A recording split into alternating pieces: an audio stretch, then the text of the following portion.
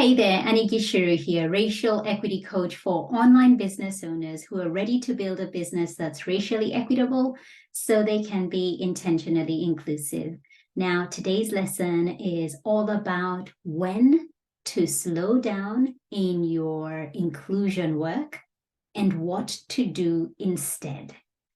So, recently, I had a friend of mine who's a coach reach out to me because she's got a retreat that she'll be hosting in a few months' time, and she wanted to get more people of color into her retreat, and she was offering reduced pricing or sponsorship opportunities to come on the retreat.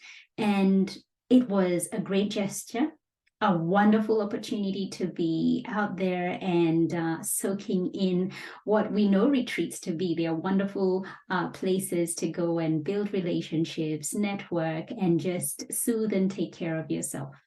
Now, the issue with this, when I took it back to some of the people in my network who I thought would be a good fit for this opportunity, was the things that came up within our dialogue and our communication.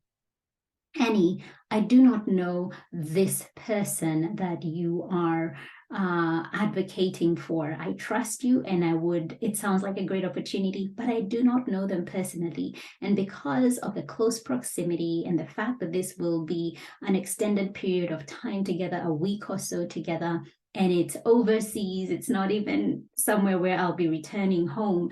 And I have a few questions. It doesn't feel exciting for me. If anything, beginning to feel unsafe. The other thing that came up was, who are the other people who are going to be there? These are people that I do not know, and predominantly, they might all be people who do not look and sound like me. And so again, the aspect of safety came up. And then what is the accommodation arrangement? Will it require me to share a room? And if so, again, the issue of safety came up, not only just for themselves, but how will the other person feel if they have to share a room with me, a Black person? And so these are things that, as somebody who's organizing, a retreat and wanting to be as inclusive as possible, that perhaps you haven't taken into account how this very kind gesture might be taken if this is somebody who doesn't know you. And so this is such a great opportunity to slow down when it comes to sudden activities, when it comes to inclusion, and what to do instead. So speaking with my friend and, relaying this information and her receiving it so well and having light bulb moments, the most important thing for her to do in this case is to spend time nurturing the relationships that she has and expanding her network so that she has a lot more people of color within her network that she has nurtured and established a relationship that she has, like the one we have, where if I was able to go, I would, travel and enjoy that retreat because I know the relationship that I have with her. But it's not to say that I wouldn't have my own concerns as well, because I would be thinking the people who are going to be attending this retreat, they may not be like this person that I know and have a relationship with. What are their values as far as inclusion work goes? Might they feel a certain way when they see me there?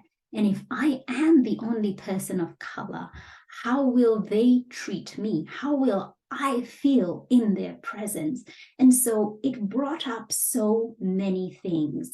And this is why it's so important to sometimes, even though you are trying to be as inclusive, that it is important to slow down and focus on building your relationships.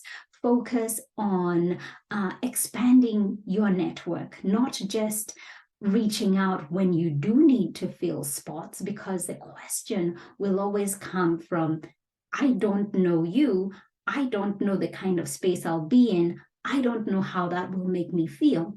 And the same goes with scholarships. If you're offering a scholarship opportunity and you do not know the people, or you haven't cultivated a relationship, and many times you won't have cultivated a relationship, especially if it's an open, scholarship opportunity that you have, and a lot of people are applying. But have you done enough work such that if they were to come into your container, if they were to come into your space, that they would feel seen, that they would feel welcome, that they would feel safe enough to show up with all that they are?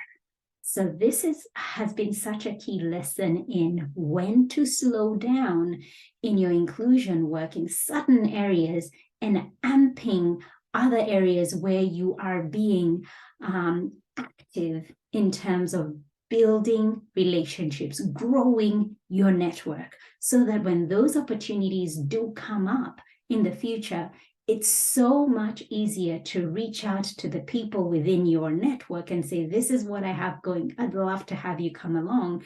And it doesn't become that issue of, I don't know you, I'm not too sure what kind of space you'll have, I don't know how I'll feel.